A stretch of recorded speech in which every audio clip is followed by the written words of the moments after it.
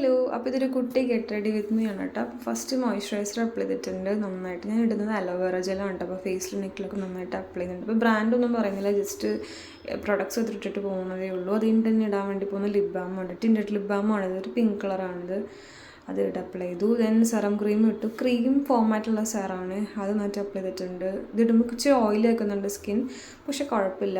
2 ആക്രീൻ ഇട്ട് നമുക്ക് night spot cream ഉണ്ട് വെച്ചിട്ട് അപ്ലൈ ചെയ്ത് ശരിയാക്കാം.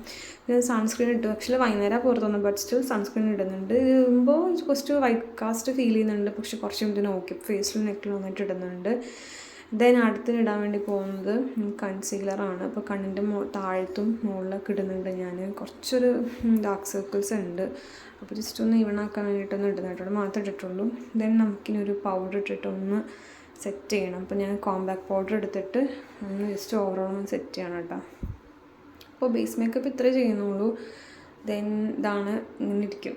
ദെൻ കണ്ണെഴുതണം, ലിപ്സ്റ്റിക്ക് ഇട്ടിട്ടുണ്ട്. ഇനി കമ്മലിടുക, പൊട്ട് കുത്തുക, അത്രയേ ഉള്ളൂ.